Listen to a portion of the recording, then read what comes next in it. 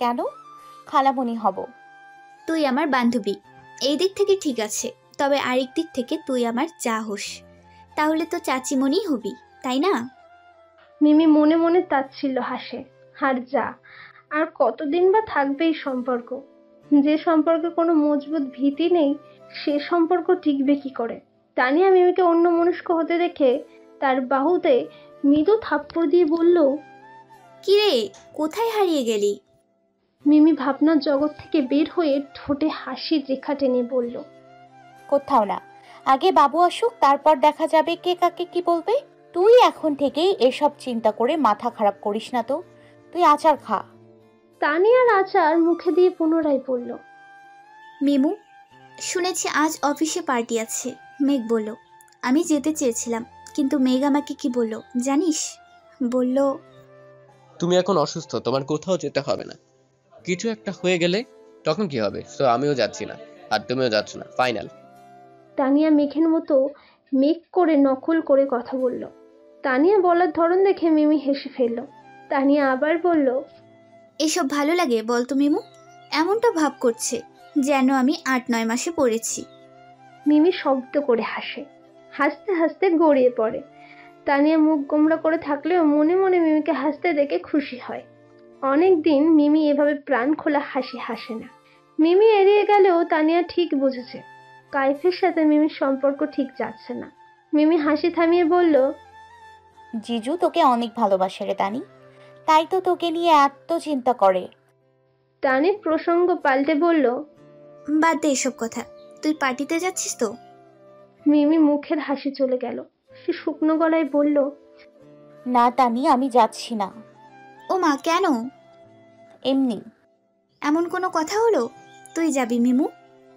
ইচ্ছে করছে না তানি। তুই যাবি মানে যাবি, ব্যাস। আমি অসুস্থ মানুষ, তোর কাছে একটাই তো জিনিস চাইছি, তুই আমার কথা শুনবি না? তুই আমাকে ভালোবাসিস না রে মিমু, তুই অনেক চেঞ্জ হয়ে গিয়েছিস। বলে তানিয়া কাদার একটা ভান করলো। তার এই অভিনয় খুব ভালো করে কাজে লাগলো। মিমি হার মেনে নিল। তোর ইমোশনাল ড্রামা কখনো বন্ধ হবে না রে তানি। উফ, এসব ভাজুং ভুজুং শুনিয়ে আমাকে রাজি করাতে এক্সপার্ট তুই। আচ্ছা, আমি তোর কথা মেনে নিলাম, যাব আমি। তানিয়া এক মুহূর্তের জন্য আনন্দে লাফিয়ে উঠল। মিমি আঁতকে উঠে বলল, কি করছিস? বুদ্ধি শুদ্ধি সব গিয়েছে নাকি? এই অবস্থায় এসব লাফালাফি ঝাপাঝাপি একদম করবি না। ওকে মেরিজান, দাঁড়া, আমার কাছে তোর জন্য একটা জিনিস আছে। তানিয়া ওয়ার্ড্রপ থেকে একটা কালো রঙের শাড়ি বের করে মিমির হাতে দিল। প্রফুল্ল কণ্ঠে বলল, এই দেখ শাড়িটা, কি সুন্দর বল, আর কত সফট। তুই এটা পরে পার্টিতে যাস, তোকে দারুণ লাগবে। মিমি চোখ কপালে তুলে বলল, শাড়ি? আমি পার্টিতে শাড়ি পরে যাব? তাছাড়া এটা তো তোর শাড়ি। আরে তাতে কি, কেউ পার্টিতে শাড়ি পরে যায় না নাকি? তুই শাড়ি পরে যাবি এবং আমি তোকে সাজিয়ে দেব। কিন্তু তানি। কোনো কিন্তু নয়, আমি যা বলেছি তাই ফাইনাল। বরাবরের মতো আবারও মিমিকে হার মানতে হলো। রিক্সা এসে থামলো হোটেলের সামনে। এই হোটেলটির উচ্চতা 10 তলা। এরই ছাদে পার্টির আয়োজন করা হয়েছে। মিমি রিক্সার ভাড়া মিটিয়ে ভেতরে প্রবেশ করলো। 10 তলা বিল্ডিং এর ছাদে সিঁড়ি বেয়ে উঠতে গেলে মিমি নির্ঘাত পটল তুলবে। তাকে লিফট দিয়ে যেতে হবে। মিমি লিফটে প্রবেশ করে প্রয়োজনীয় বাটন প্রেস করলো। তানিয়া তাকে শাড়ি পরানো থেকে শুরু করে সব করেছে। তাকে আবার হালকা মেকআপ করিয়ে দিয়েছে। চোখে দিয়েছে কাজল আর ঠোঁটে দিয়েছে লাল লিপস্টিক। মিমি চুলটা খোপা করতে চেয়েছিল, কিন্তু তানিয়া শোনেনি। সে সুন্দর করে চুল আঁচড়িয়ে ছেড়ে দিয়ে রেখেছে। মিমি কিছু বলতে নিলেই শুরু হয়ে যাবে তার ইমোশনাল ড্রামা। তানিয়ার কথা ভেবে মিমি মুচকি হাসে। লিফট এসে থামলে মিমি নেমে পড়ে। লোকজনের সংখ্যা দেখে মনে হলো সেই একমাত্র বাকি ছিল। বাদ বাকি সবাই এসে পড়েছে। ছাদ খুব সুন্দর করে সাজানো হয়েছে। বিশাল বড় ছাদ, পুরোটা লাইটিং করা। আবার বড়সড় একটা স্টেজও করা হয়েছে।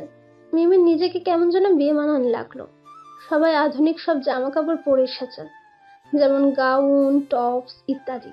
মিমি একমাত্র শাড়ি পরে এসেছে। সে এক কোণে গিয়ে দাঁড়ালো। কাইফ তার থেকে দূরে কিছু লোকের সাথে কথা বলছে এবং তার গায়ের সাথে লেপ্টে আছে জেসি। জেসি স্লিভলেস একটা গাউন পরেছে, যার পিঠের দিক থেকে একদম খোলা। মিমির কাছে বরাবরের মতোই তাকে অশ্লীল লাগলো। কাইফ সম্পূর্ণ ব্ল্যাক পরেছে, মিমির কাছে তাকে বড় আকর্ষণীয় লাগছে। কায়েবের বলিষ্ঠ দেহে কালো রংটা যেন একটু বেশি মানায়।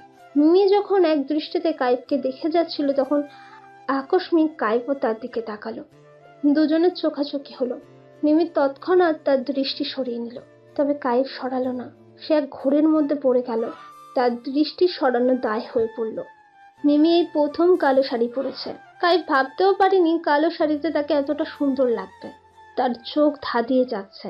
জেসির ডাকে সে ঘোর থেকে বেরিয়ে দৃষ্টি সরিয়ে নিল। হেই মিম।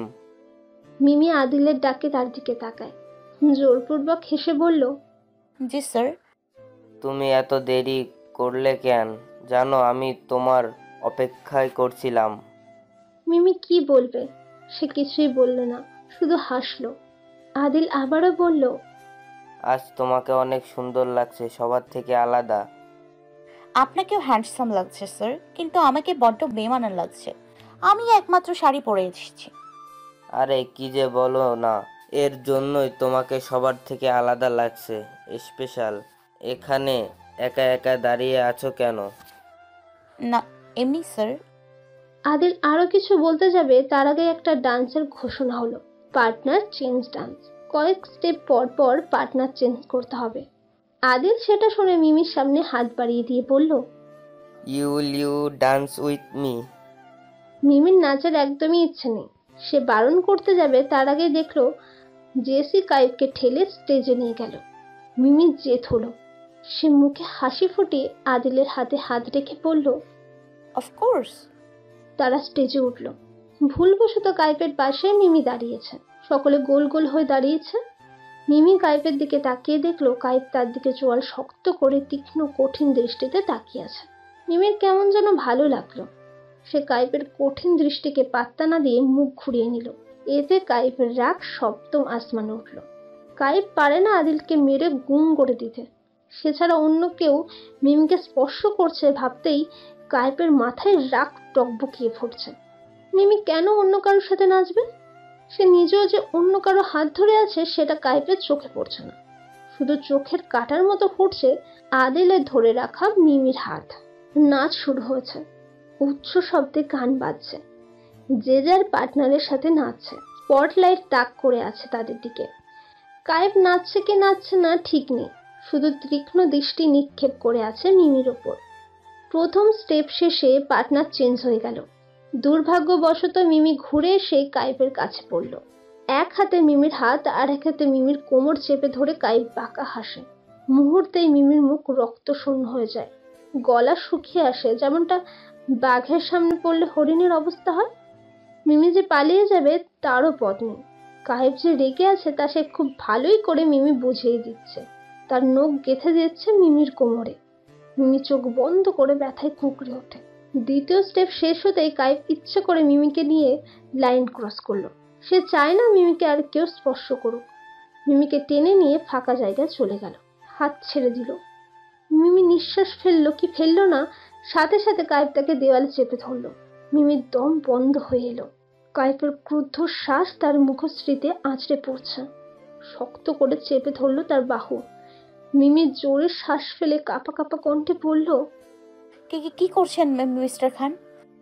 কায়েব রাগী কণ্ঠে বলল, তোমাকে অনেকবার বলেছি না আদিলের থেকে দূরে থাকতে, তাও সে আদিল, ওর সাথে কেন ড্যান্স করতে গিয়েছিলে?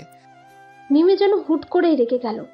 কায়েব যে অন্য একটা মেয়ের সাথে ডান্স করছিল এতে কিছুই হয় না, আর সে করলেই দোষ। মিমি শক্ত কণ্ঠে বলল, আমি যার সাথে খুশি নাচবো, যা খুশি তাই করব, আপনার কি? কায়েব চোখ বন্ধ করে নিঃশ্বাস ফেলে, তবু তার রাগ কমে না। সে যথেষ্ট শান্তস্বরে বলল, আমাকে রাগিও না মিমি, রাগানোর ফল কিন্তু মোটেও ভালো হবে না। মিমি কায়েবের বুকে হাত রেখে মৃদু ধাক্কা দিল। এতে কায়েবকে নাড়াতে পর্যন্ত পারল না, সরানো তো দূরের কথা। সে মৃদু চেঁচিয়ে বলল, আমি 100 বার নাচবো, ইচ্ছে হলে আদিল স্যারের সাথে লেপ্টে থাকবো। আপনিও তো ওই জেসি ন্যাকার সাথে নাচছিলেন, তাতে কি কিছু হচ্ছিল না? ছাড়ুন আমাকে, আমি আদিল স্যারের সাথে নাচবো। গান চলার কারণে তাদের কথা কেউ শোনে না, আর না তাদের দেখেছে। মিমির রাগে দুঃখে কি বলছে তা হয়তো সে নিজেও জানে না, কিন্তু এর ফলে কায়েব ভয়ঙ্করভাবে রেগে গেল। তার ফর্সা মুখ রক্তিম আভা ধারণ করলো। সে হিসিয়ে বলল, তোমাকে আগেই ওয়ার্ন করেছিলাম কিন্তু তুমি শুনলে না। এখন আমার সাথে তোমাকে লেফটে থাকতে হবে। বলে সে মিমিকে টেনে স্টেজে নিয়ে গেল। মিমি ছাড়াতে চেয়েও পারল না। ইতিমধ্যে যেখানে নাচের সমাপ্তি ঘটেছে, দুজনে স্টেজে দাঁড়াতেই সাউন্ড বক্সে গান চালু হলো। কাইফ হ্যাচকা টানে মিমিকে নিজের কাছে টেনে নিয়ে আসলো। তার এক হাত মিমির কোমরে উন্মুক্ত অংশ স্পর্শ করলো। কাইফের বলিষ্ঠ হাতের শীতল স্পর্শে মিমি শিউরে উঠল, বুকের মধ্যে ধড়াস করে উঠল। সে কাইফের দিকে করুণ দৃষ্টি নিক্ষেপ করলো, যার অর্থ, ছেড়ে দিন আমায়, আপনার এমন স্পর্শ সহ্য করতে পারছি না আমি। কাইফ তাকে ছাড়ে না। মিমি নাচছে না। এই প্রথম কাইফের বেপরোয়া স্পর্শ পেয়ে তার হাত পা অবশ হয়ে গিয়েছে। কাইফ তাকে নাচাচ্ছে। মিমি পুতুলের ন্যায় কাইফ যা করছে তা দেখে যাচ্ছে। কাইফ থেকে একটু সরে যাওয়ার চেষ্টা করলেই সে আরো নিজের কাছে টেনে নিচ্ছে। দেখা হাজারো দফা আপকো ফির বেকরারি कैसी है संभाले संभलता नहीं ये दिल। তাদের নাচ দেখে সকলে হাততালি দিচ্ছে। তবে এক কোণে দাঁড়িয়ে রাগে ফুঁসছে জেসি। প্রথম দিন থেকেই মিমিকে তার পছন্দ নয়। কায়েব মিমির সাথে নাচছে এটা দেখে তার ইচ্ছে করছে মিমিকে কিছু একটা করে ফেলতে। সে মিমিকে ছাড়বে না, চরম অপমানিত করে তবেই ছাড়বে। কিভাবে কি করতে হবে তা নিজের মাথায় সাজিয়ে নিল সে। অতঃপর শয়তানি হাসি হাসলো। গান শেষ, নাচ শেষ। স্টেজে দাঁড়িয়ে দুজন দুজনের চোখের দিকে এক দৃষ্টিতে তাকিয়ে আছে, যেন কোনো সম্মোহিত হয়েছে তারা। করতালির শব্দে হুঁশ ফিরল তাদের। মিমি ছিটকে দূরে সরে গেল। দৌড়ে স্টেজ থেকে নেমে এক কোণে গিয়ে দাঁড়ালো। বুকের মধ্যে কম্পন হচ্ছে। কাইফের স্পর্শের কথা মনে পড়তেই তার গায়ে কাঁটা দিয়ে উঠছে। কেমন লজ্জা লাগছে। ইস, কোথায় মুখ লুকাবে সে। কাইফ মিমির দিকে এক পলক তাকিয়ে অন্যদের সাথে কথা বলতে ব্যস্ত হয়ে পড়ল। ম্যাম। ওয়েটারের ডাকে মিমি তার দিকে তাকালো। প্রশ্নসূচক দৃষ্টিতে তাকিয়ে বলল, জি, আমাকে বলছেন? জি ম্যাম। ডান্স করে নিশ্চয়ই আপনার কষ্ট হয়ে গিয়েছে। এই জুসটা আপনার জন্য। সত্যি মিমির গলা শুকিয়ে গিয়েছে। জুসটা নিয়ে নিলে মন্দ হয় না। সে কোনো কিছু না ভেবে জুসের গ্লাস হাতে নিয়ে বলল, থ্যাংক ইউ, আমার এটার খুব প্রয়োজন ছিল। ওইটার মুচকি হেসে চলে গেল। মিমি এক চুমুকে সবটা শেষ করলো। তার যেন কেমন লাগলো, কিন্তু জুসটা ভালো ছিল। মিমির মাথাটা কেমন ভারী হয়ে এলো, চোখে ঝাপসা দেখতে লাগলো। আড়া থেকে জেসি বাঁকা হাসলো। সে জুসের মধ্যে অ্যালকোহল মিশিয়ে দিয়েছে। যে ব্যক্তি প্রথমবার খাবে সে চরম লেভেলের মাতাল হয়ে যাবে। এবার নিশ্চয় মিমি অপমানিত হবে। মিমির মনে হলো এই জায়গা তার ভালো লাগছে না। এত লোকজন তার একদমই পছন্দ হচ্ছে না। সে হেলতে দুলতে লিফটের মধ্যে ঢুকে গেল। তা দেখে জেসি মেঝেতে পা দিয়ে আঘাত করে বলল, শিট, চলে যাচ্ছ কেন? এখন আমার প্ল্যান সাকসেসফুল হবে না। শিট। কাইফ এতক্ষণ ব্যস্ত থাকায় সে মিমির দিকে খেয়াল করতে পারেনি। হঠাৎ দেখলো মিমি নেই, কোথাও নেই। কাইফ ভয় পেয়ে গেল। কোথায় গেল মিমি? সে তাদের থেকে বিদায় নিয়ে আশেপাশে ভালো করে দেখলো, কিন্তু মিমি নেই। কাইফ চিন্তায় পড়ে গেল। সে তাদের থেকে বিদায় নিয়ে মিমিকে খুঁজতে বের হলো। মিমি হোটেলের সামনে এসে দাঁড়িয়েছে। এখানে তেমন লোকজন নেই। মিমি যেন কেমন কেমন লাগছে। মনে হচ্ছে সে ছোট হয়ে গিয়েছে। মিমি হুট করে খিলখিল করে হেসে উঠল। আশ্চর্যজনকভাবে তার অকারণে হাসতে খুব ভালো লাগছে। সে গোল গোল করে ঘোরা শুরু করলো। তার খুব ভালো লাগছে। দুই একজন মানুষ যাতায়াতের পথে তার দিকে অদ্ভুত দৃষ্টিতে তাকাচ্ছে। আবার কেউ কেউ মুখ চেপে হাসছে মিমির পাগলামি দেখে। মিমির সেদিকে কোনো খেয়াল নেই। সে মাতাল কণ্ঠে গলা ছেড়ে গাওয়া শুরু করলো। আজ মে উপর আসমান নিচে, আজ মে আগে জামানা হে পিছে। নিচে এসে মিমিকে এমন করতে দেখে কাইফ হতবাক। মিমি এমন করছে কেন? সে এগিয়ে গিয়ে মিমির হাত চেপে ধরল। মিমি ভুরু কুঁচকে কাইফের দিকে তাকালো। কাইফকে দেখতেই সে পুনরায় খিলখিল করে হেসে উঠল। কাইফ ভুরু কুঁচকে বলল, হাসছো কেন? এমন করছো কেন? লোকে পাগল বলবে তোমায়। মিমি মাতাল কণ্ঠে বাচ্চাদের মতো করে বলল, জানেন আমার খুব ভালো লাগছে, মনে হচ্ছে আমি উঠতে পারবো। আর জানেন, সব দুটো দুটো দেখছি। এই যে আপনি দুটো, এই একটা আর এই একটা। মিমি আঙুল দিয়ে কাইফের দুপাশে দেখিয়ে দেয়। কাইফ চোখ কপালে তুলে বলল, মিমি, কি খেয়েছো তুমি? ড্রিঙ্ক করেছো? মিমি হেসে দুপাশে মাথা নাড়িয়ে বলল, না তো, আমি জুস খেয়েছি, কত মজা ছিল জানেন। চলুন না, আমি আরো খাবো। না, আর খেতে হবে না, চলো বাড়িতে যাবে, চলো। মিমি মুখ কুঁচকে বলল,